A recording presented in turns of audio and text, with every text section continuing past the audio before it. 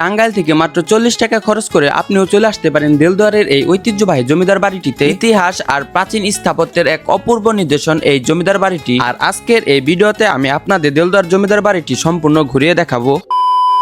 Hello everyone, কেমন আছেন সবাই? আপনি যদি টাঙ্গাইল শহর থেকে দেলদুয়ার জমিদার বাড়িটি দেখতে চান তাহলে আপনাকে সর্বপ্রথম টাঙ্গাইলে পুরাতন বাস স্ট্যান্ডে আসতে হবে। এরপর পুরাতন বাস স্ট্যান্ড থেকে একটি সিএনজি ভাড়া করে সোজা চলে আসতে হবে দেলদুয়ারে। টাঙ্গাইল থেকে দেলদুয়ারের ভাড়া হচ্ছে মাত্র 40 টাকা। এরপর সিএনজি থেকে নেমে 2 মিনিট হাঁটলে চলে আসতে পারেন দেলদুয়ারের এই ঐতিহ্যবাহী জমিদার বাড়িটিতে। আর আজকে আমি গিয়েছিলাম সেই দেলদুয়ার জমিদার বাড়িটি দেখতে। আজকের আবহাওয়াটা ছিল অনেক সুন্দর। রাস্তার দুপাশের প্রাকৃতিক সৌন্দর্য দেখতে দেখতে আমরা পৌঁছে গেলাম দেলদুয়ার বাজারে। আর বাজারে আসার পরে আমার এক পরিচিত ছোট ভাইকে নিয়ে সোজা চলে আসি সেই ঐতিহ্যবাহী দেলদুয়ার জমিদার বাড়িটিতে। বাইরে থেকে চোখে পড়লো বিশাল একটি প্রধান গেট, যা আজ বন্ধ অবস্থায় রয়েছে। এরপর আমরা একটু সামনে যেতেই দেখা পেলাম বিশাল একটি বড় পুকুর। আর ঠিক পুকুরের সামনেই অবস্থিত রয়েছে একটি প্রাচীন ও ঐতিহ্যবাহী মসজিদ। ধারণা করা যায় 300 বছরের পুরনো এই মসজিদটি। আর এই মসজিদটি এখনো অক্ষত অবস্থায় রয়েছে। আমরা সচরাচর দেখে থাকি বা জানি যে বেশিরভাগ জমিদাররাই ছিলেন হিন্দু ধর্মের, কিন্তু এই জমিদাররা ছিলেন ইসলাম ধর্মের, যার পূর্বপুরুষরা এসেছিলেন আফগানিস্তান থেকে। এরপরে আমরা মসজিদটির পিছন দিক দিয়ে দেওয়াল টপকে জমিদার বাড়ির ভেতরে প্রবেশ করি। ভিতরে ঢুকতে চোখে পড়লো নানা রকম সুন্দর ফুলের গাছ, সবুজে ঘেরা পরিবেশ আর মনোমুগ্ধকর প্রকৃতি। জমিদার বাড়ির ভেতরটিতে রয়েছে একটি পুরনো কবরস্থান, যা এই জমিদার বাড়ির অতীত ও